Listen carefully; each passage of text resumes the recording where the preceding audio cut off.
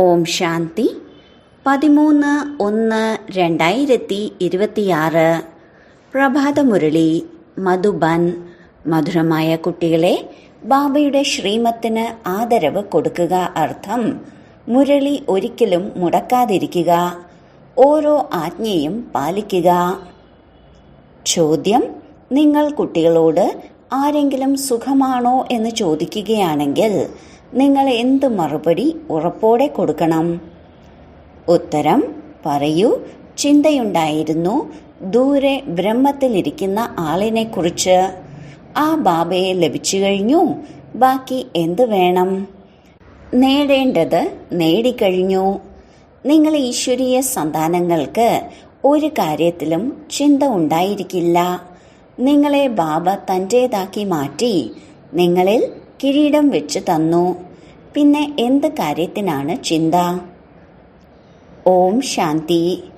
ബാബ മനസ്സിലാക്കി തന്നിരിക്കുന്നു, കുട്ടികളുടെ ബുദ്ധിയിൽ തീർച്ചയായും ഉണ്ടാകും, ബാബ അച്ഛനുമാണ്, ടീച്ചറുമാണ്, സുപ്രീം ഗുരുവുമാണ്. ഈ ഓർമ്മ തീർച്ചയായും ഉണ്ടായിരിക്കും. ഈ ഓർമ്മ ഒരിക്കലും ആർക്കും പഠിപ്പിച്ചു തരാനും സാധിക്കില്ല. ബാബ തന്നെയാണ് കൽപ്പകൽപ്പം വന്ന് പഠിപ്പിക്കുന്നത്. ബാബ തന്നെയാണ് ജ്ഞാനസാഗരൻ, പതിതപാവനൻ. ബാബ അച്ഛനുമാണ്, ടീച്ചറുമാണ്, ഗുരുവുമാണ്. ഇത് ഇപ്പോൾ മനസ്സിലായി. എപ്പോഴാണോ ജ്ഞാനത്തിൻ്റെ 3ാം നേത്രം ലഭിച്ചത്, അപ്പോൾ. കുട്ടികൾ മനസ്സിലാക്കിയിട്ടുണ്ടായിരിക്കുമെങ്കിലും ബാബയെ തന്നെ മറന്നുപോയിരിക്കുന്നു. അപ്പോൾ പിന്നെ ടീച്ചറെയും ഗുരുവിനെയും എങ്ങനെ ഓർമ്മ വരും? മായ വളരെ പ്രബലമാണ്. 3 രൂപത്തിലും മഹിമയുണ്ടായിട്ട് പോലും 3നെയും മറപ്പിക്കുന്നു. ഇത്രയും സർവശക്തിവാനാണ്. കുട്ടികളും എഴുതുന്നു, ബാബ, ഞങ്ങൾ മറന്നുപോകുന്നു. മായ അത്രയ്ക്ക് പ്രബലമാണ്. ഡ്രാമ അനുസരിച്ച് വളരെ സഹജമാണ്. കുട്ടികൾ മനസ്സിലാക്കുന്നു, ഇങ്ങനെ ഒരിക്കലും ആരും ഉണ്ടാവുക സാധ്യമല്ല. അതേ ബാബ ടീച്ചർ സദ്ഗുരുവാണ്. സത്യം സത്യം. ഇതിൽ കേട്ടുകേൾവിയുടെ ഒന്നും ഒരു കാര്യവുമില്ല. ഉള്ളുകൊണ്ട് മനസ്സിലാക്കണമല്ലോ. പക്ഷെ മായ മറപ്പിക്കുന്നു. പറയുന്നു, ഞാൻ തോറ്റുപോകുന്നു. അപ്പോൾ ഓരോ ചുവടിലും എങ്ങനെ താമരയുണ്ടാകും? ദേവതകൾക്ക് തന്നെയാണ് താമരയുടെ അടയാളം കാണിച്ചിരിക്കുന്നത്. എല്ലാവർക്കും നൽകാൻ സാധിക്കില്ല. ഈശ്വരന്റെ പഠിപ്പാണിത്, മനുഷ്യന്റെ അല്ല.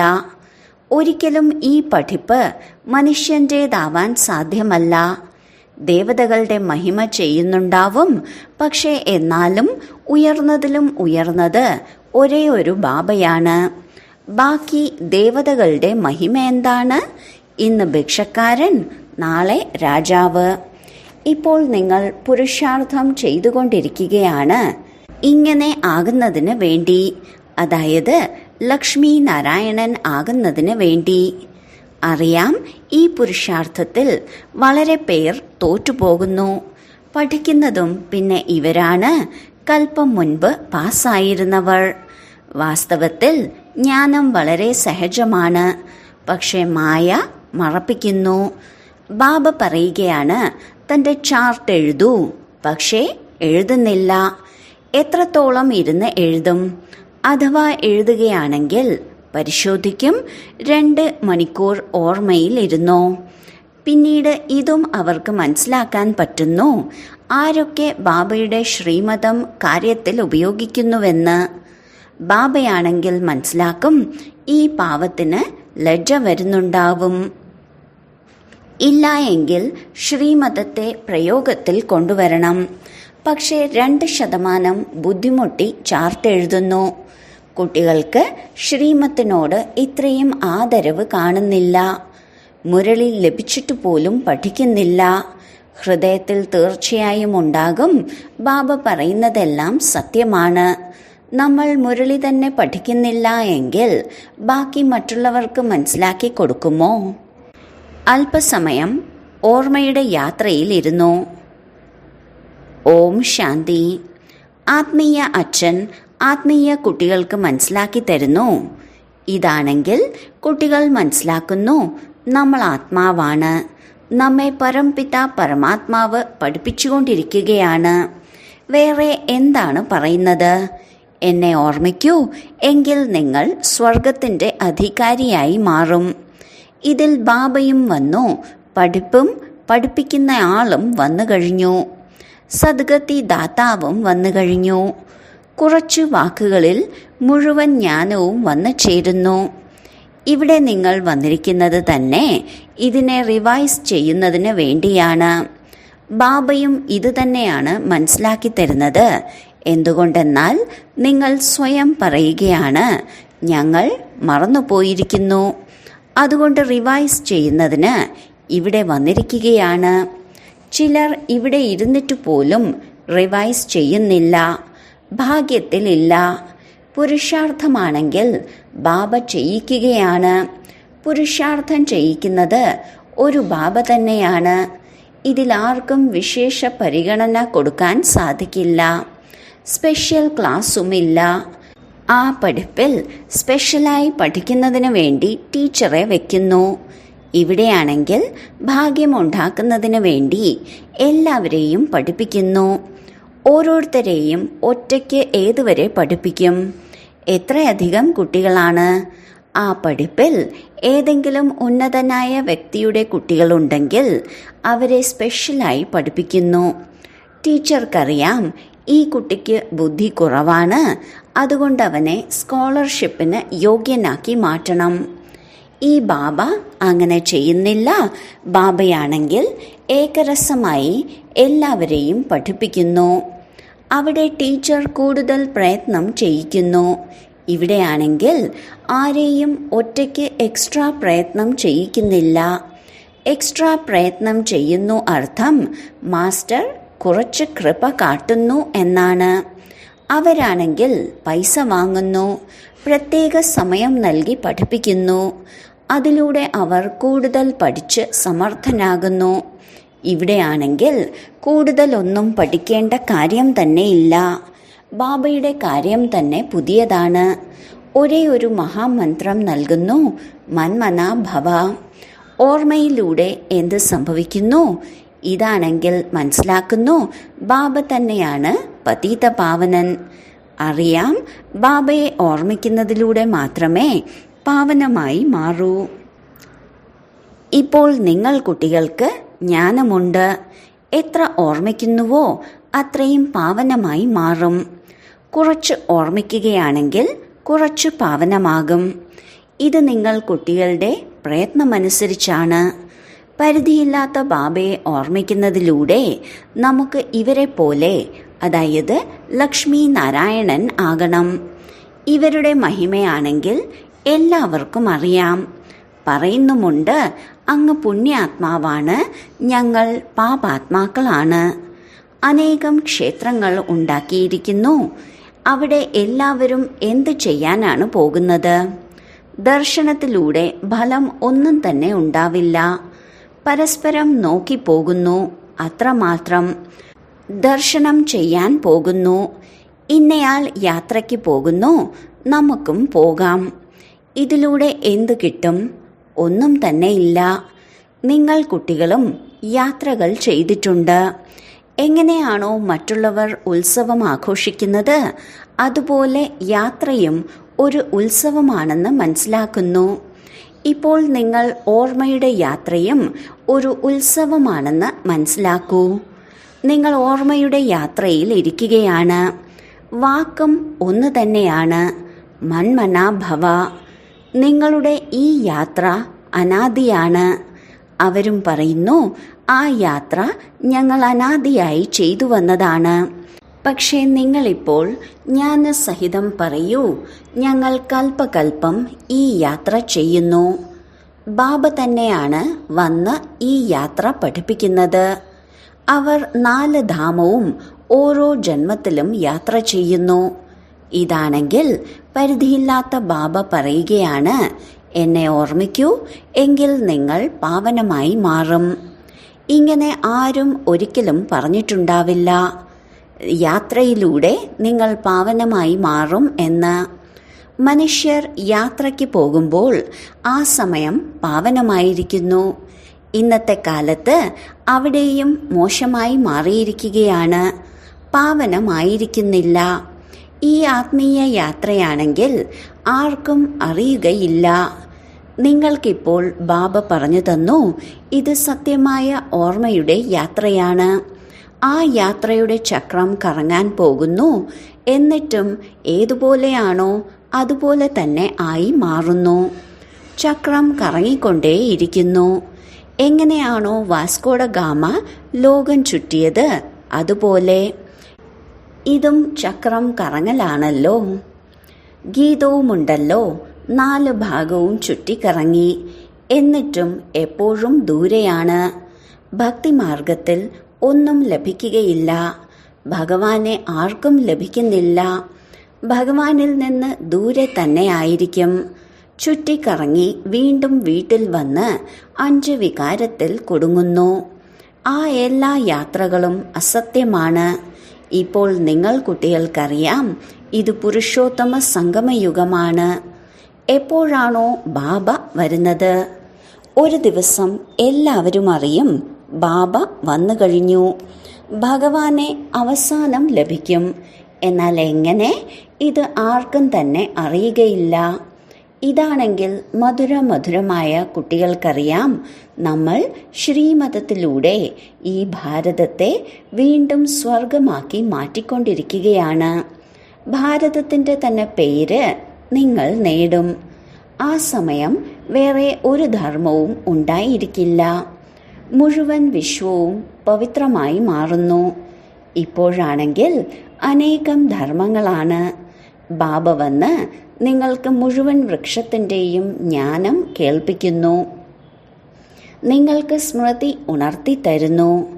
നിങ്ങൾ തന്നെയായിരുന്നു ദേവതകൾ, പിന്നീട് ക്ഷത്രിയർ, വൈശ്യർ, ശൂദ്രരായത്. ഇപ്പോൾ നിങ്ങൾ തന്നെയാണ് ബ്രാഹ്മണരായി മാറിയതും. ഈ ഹംസോയുടെ അർത്ഥം ബാബ എത്ര സഹജമായാണ് മനസ്സിലാക്കി തരുന്നത്. ഓം അർത്ഥം ഞാൻ ആത്മാവ്. പിന്നീട് നമ്മൾ ആത്മാക്കൾ ഇങ്ങനെ ചക്രം കറങ്ങുന്നു. ഹംസോയുടെ യഥാർത്ഥ അർത്ഥം അറിയുന്ന ഒരാൾ പോലുമില്ല. അതിനാൽ ബാബ പറയുന്നു, എന്ത് മന്ത്രമാണോ തന്നത് അത് എപ്പോഴും ഓർമ്മിക്കണം. ചക്രം ബുദ്ധിയിലില്ല എങ്കിൽ എങ്ങനെ ചക്രവർത്തി രാജാവായി മാറും? ഇപ്പോൾ നമ്മൾ ആത്മാവ് ബ്രാഹ്മണനാണ്. പിന്നീട് നമ്മൾ തന്നെ ദേവതയായി മാറും. ഇത് നിങ്ങൾ ആരോട് വേണമെങ്കിലും പോയി ചോദിക്കൂ. ആരും ഉത്തരം പറയില്ല. അവർക്ക് 84ന്റെ അർത്ഥം പോലും അറിയില്ല. ഭാരതത്തിന്റെ ഉത്ഥാനവും പതനവും പാടപ്പെട്ടിട്ടുള്ളതാണ്. ഇത് ശരിയാണ്. സതോ പ്രധാനം, സതോ, രജോ, തമോ, സൂര്യവംശി, ചന്ദ്രവംശി, വൈശ്യവംശി. ഇപ്പോൾ നിങ്ങൾ കുട്ടികൾക്ക് എല്ലാം മനസ്സിലായി. ബീജരൂപനായ ബാബയെ തന്നെയാണ് ജ്ഞാനസാഗരൻ എന്ന് പറയുന്നത്. ബാബ ഈ ചക്രത്തിൽ വരുന്നില്ല. നമ്മൾ ജീവാത്മാവ് തന്നെയാണ് പരമാത്മാവായി മാറുന്നത്. ഇങ്ങനെയല്ല. ബാബ തനിക്ക് സമാനം നോളജ്ഫുൾ ആക്കി മാറ്റുകയാണ്. തനിക്ക് സമാനം ഗോഡ് ആക്കി മാറ്റുന്നില്ല. ഈ കാര്യങ്ങളെല്ലാം നല്ല രീതിയിൽ മനസ്സിലാക്കണം. ഇപ്പോൾ ബുദ്ധിയിൽ ചക്രം കറക്കാൻ സാധിക്കുന്നു. അതിൻ്റെ പേരാണ് സ്വദർശന ചക്രം. നിങ്ങൾക്ക് ബുദ്ധിയിലൂടെ മനസ്സിലാക്കാൻ സാധിക്കുന്നു നമ്മൾ എങ്ങനെയാണ് ഈ 84ന്റെ ചക്രത്തിൽ വരുന്നത് എന്ന്. ഇതിലെല്ലാവരും വന്നു ചേരുന്നു. സമയവും വരുന്നു, വർണ്ണവും വരുന്നു, വംശാവലിയും വരുന്നു. ഇപ്പോൾ നിങ്ങൾ കുട്ടികളുടെ ബുദ്ധിയിൽ മുഴുവൻ ജ്ഞാനവും ഉണ്ടാവണം. ജ്ഞാനത്തിലൂടെ തന്നെയാണ് ഉയർന്ന പദവി ലഭിക്കുന്നത്. ജ്ഞാനമുണ്ടെങ്കിൽ മറ്റുള്ളവർക്കും കൊടുക്കും. ഇവിടെ നിങ്ങളോട് ഒരു ഉത്തരം എഴുതാനും പറയുന്നില്ല. ആ സ്കൂളിൽ എപ്പോൾ പരീക്ഷ ഉണ്ടാകുന്നുവോ അപ്പോൾ വിദേശത്ത് നിന്ന് പേപ്പറുകൾ വരുന്നു. വിദേശത്ത് പഠിച്ചുവെങ്കിൽ അവിടെ നിന്ന് തന്നെ റിസൾട്ടും പുറത്തു വരും. അവരിലും ഏതെങ്കിലും വലിയ എഡ്യൂക്കേഷൻ അതോറിറ്റിയാണെങ്കിൽ അവർ പേപ്പർ പരിശോധന നടത്തുന്നു. നിങ്ങളുടെ പേപ്പറിൻ്റെ പരിശോധന ആര് ചെയ്യും? നിങ്ങൾ സ്വയം തന്നെ ചെയ്യും. സ്വയത്തെ എന്താഗ്രഹിക്കുന്നുവോ അതാക്കി മാറ്റൂ. പുരുഷാർത്ഥത്തിലൂടെ എന്താഗ്രഹിക്കുന്നുവോ ആ പദവി ബാബയിൽ നിന്ന് എടുക്കൂ. പ്രദർശിനി മുതലായവയിൽ കുട്ടികൾ ചോദിക്കാറുണ്ടല്ലോ, എന്തായി മാറും? ദേവതയാകുമോ? വക്കീലാകുമോ? എന്താകും? ബാബയെ എത്ര ഓർമ്മിക്കുന്നുവോ, സേവനം എത്ര ചെയ്യുന്നുവോ അത്രയും ഫലം ലഭിക്കും. ആരാണോ നല്ല രീതിയിൽ ബാബയെ ഓർമ്മിക്കുന്നത് അവർ മനസ്സിലാക്കുന്നു, നമുക്ക് സേവനവും ചെയ്യണം, പ്രജയെയും ഉണ്ടാക്കണമല്ലോ.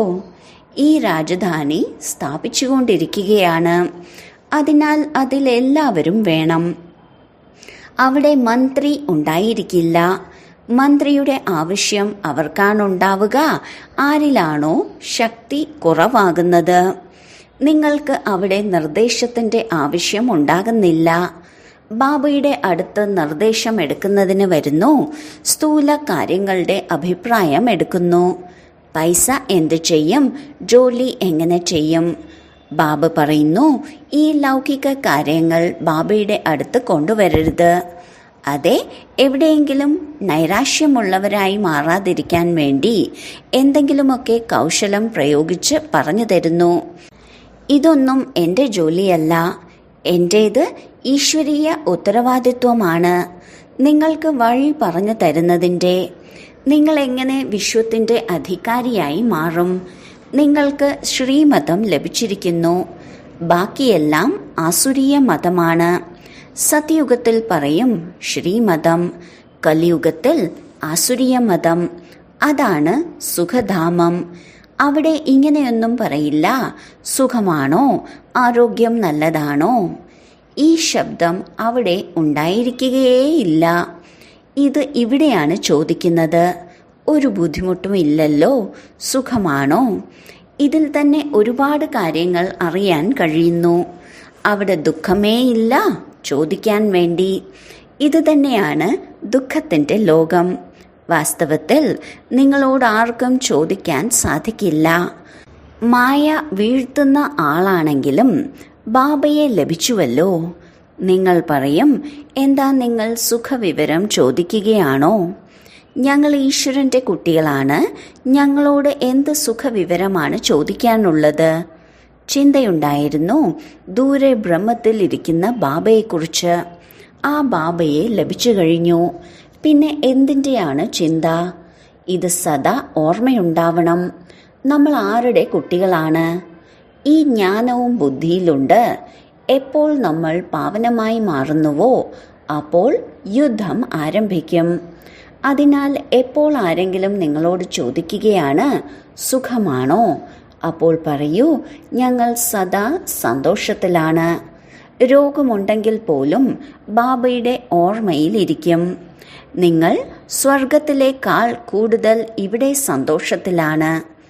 എപ്പോൾ സ്വർഗത്തിൻ്റെ ചക്രവർത്തി പദവി തരുന്ന ബാബയെ ലഭിച്ചോ ആ ബാബ നമ്മെ ഇത്രയും യോഗ്യരാക്കി മാറ്റുന്നുവെങ്കിൽ നമ്മൾ എന്ത് ചിന്ത വയ്ക്കാനാണ്? ഈശ്വരൻ്റെ കുട്ടികൾക്ക് എന്ത് ചിന്തയാണ്? അവിടെ ദേവതകൾക്കും ചിന്തയില്ല. ദേവതകളുടെ മുകളിലാണ് ഈശ്വരൻ. അതിനാൽ ഈശ്വരൻ്റെ കുട്ടികൾക്ക് ഒരു ചിന്തയും ഉണ്ടാവാൻ സാധിക്കില്ല. ബാബ നമ്മെ പഠിപ്പിക്കുകയാണ്. ബാബ നമ്മുടെ ടീച്ചർ, സദ്ഗുരുവാണ്. ബാബ നമ്മുടെ മേൽ കിരീടം വെച്ചുകൊണ്ടിരിക്കുകയാണ്. നമ്മൾ കിരീടധാരിയായി മാറിക്കൊണ്ടിരിക്കുകയാണ്. നിങ്ങൾക്കറിയാം നമുക്കെങ്ങനെയാണ് വിശ്വത്തിൻ്റെ കിരീടം ലഭിക്കുന്നത് എന്ന്. ബാബ കിരീടം വയ്ക്കുന്നില്ല. ഇതും നിങ്ങൾക്കറിയാം. സത്യയുഗത്തിൽ ബാബ തൻ്റെ കിരീടം തൻ്റെ കുട്ടികൾക്ക് വയ്ക്കുന്നു. അതിനെ ഇംഗ്ലീഷിൽ ക്രൗൺ പ്രിൻസ് എന്ന് പറയുന്നു. ഇവിടെ അച്ഛൻ്റെ കിരീടം കുട്ടികൾക്ക് ലഭിക്കുന്നത് വരെ കുട്ടികൾക്ക് ഉത്കണ്ഠ ഉണ്ടായിരിക്കും. അച്ഛൻ മരിക്കുകയാണെങ്കിൽ കിരീടം എൻ്റെ ശിരസിൽ വരണം. ആശയുണ്ടായിരിക്കും, രാജകുമാരനിൽ നിന്നും മഹാരാജാവാകണം. അവിടെയാണെങ്കിൽ ഇങ്ങനെയുള്ള കാര്യങ്ങൾ ഉണ്ടായിരിക്കില്ല. കുട്ടികൾക്ക് കിരീടം കൊടുത്ത് മാറി നിൽക്കുന്നു. അവിടെ വാനപ്രസ്ഥത്തെക്കുറിച്ചുള്ള സംസാരമേ ഉണ്ടാകില്ല. മക്കൾക്ക് കൊട്ടാരങ്ങളെല്ലാം നിർമ്മിച്ചു കൊടുക്കുന്നു. ആശകളെല്ലാം പൂർത്തീകരിക്കപ്പെടുന്നു. നിങ്ങൾക്കറിയാൻ കഴിയും, സത്യയുഗത്തിൽ സുഖം തന്നെ സുഖമാണ്. പ്രായോഗികമായി എല്ലാ സുഖവും അവിടെ പോകുമ്പോഴേ ലഭിക്കൂ. അതെല്ലാം നിങ്ങൾ തന്നെ അറിയും. സ്വർഗത്തിൽ എന്തായിരിക്കും? ഒരു ശരീരം ഉപേക്ഷിച്ച് പിന്നീട് എവിടേക്ക് പോകും? ഇപ്പോൾ നിങ്ങളെ പ്രാക്ടിക്കലായി ബാബ പഠിപ്പിച്ചുകൊണ്ടിരിക്കുകയാണ്.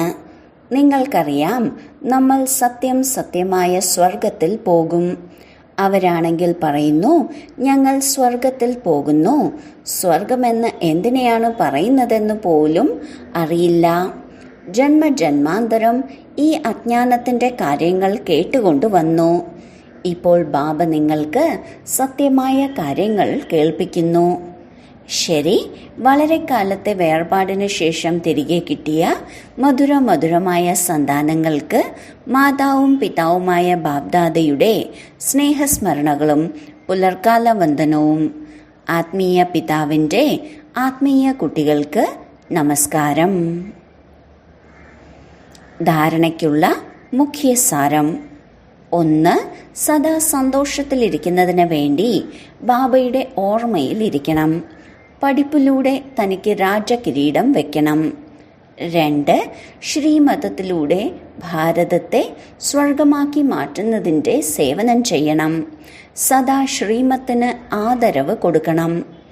വരദാനം: ശ്രേഷ്ഠ ഭാഗ്യത്തിൻ്റെ സ്മൃതിയിലൂടെ തൻ്റെ സമർത്ഥ സ്വരൂപത്തിൽ കഴിയുന്ന സൂര്യവംശി പദവിയുടെ അധികാരിയായി ഭവിക്കട്ടെ. ആരാണോ തൻ്റെ ശ്രേഷ്ഠ ഭാഗ്യം സദാ സ്മൃതിയിൽ വയ്ക്കുന്നത്, അവർ സമർത്ഥ സ്വരൂപത്തിൽ കഴിയുന്നു. അവർക്ക് തൻ്റെ അനാദി യഥാർത്ഥ സ്വരൂപം സ്മൃതിയിൽ ഉണ്ടാകുന്നു. ഒരിക്കലും വ്യാജമുഖം ധാരണ ചെയ്യുന്നില്ല.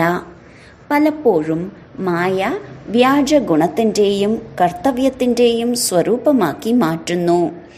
ചിലരെ ക്രോധി, ചിലരെ ലോഭി, ചിലരെ ദുഃഖി, ചിലരെ അശാന്തരാക്കി മാറ്റുന്നു. എന്നാൽ യഥാർത്ഥ സ്വരൂപം ഈ കാര്യങ്ങളിൽ നിന്നെല്ലാം ഉപരിയാണ്. ഏത് കുട്ടികളാണോ തൻ്റെ യഥാർത്ഥ സ്വരൂപത്തിൽ സ്ഥിതി ചെയ്യുന്നത്, അവർ സൂര്യവംശി പദവിയുടെ അധികാരിയായി മാറുന്നു. സ്ലോഗൻ: സർവർക്കും മേൽ ദയ കാണിക്കുന്നവരാകൂ, എങ്കിൽ അഹങ്കാരവും തെറ്റിദ്ധാരണയും സമാപ്തമാകും. അവ്യക്ത സൂചന: ഈ അവ്യക്ത മാസത്തിൽ ബന്ധനമുക്തമായി ജീവൻ മുക്തിസ്ഥിതിയുടെ അനുഭവം ചെയ്യൂ. താങ്കളുടെ രചനയായ താമരപുഷ്പം ജലത്തിലിരിക്കെ ജലത്തിൻ്റെ ബന്ധനത്തിൽ നിന്ന് മുക്തമാണ്. രചനയിൽ ഈ വിശേഷതയുണ്ടെങ്കിൽ എന്താ മാസ്റ്റർ രചയിതാവിൽ ഉണ്ടാവുകയില്ലേ? എപ്പോഴെങ്കിലും ബന്ധനത്തിൽ കുടുങ്ങുകയാണെങ്കിൽ തനിക്ക് മുന്നിൽ താമരപുഷ്പത്തിൻ്റെ ദൃഷ്ടാന്തം വയ്ക്കൂ. താമരപുഷ്പത്തിന് വേറിട്ട സ്നേഹിയാകാൻ കഴിയുമെങ്കിൽ എന്താ മാസ്റ്റർ സർവശക്തിവാന് കഴിയില്ലേ? അപ്പോൾ സദാ ആയി മാറും. ഓം ശാന്തി.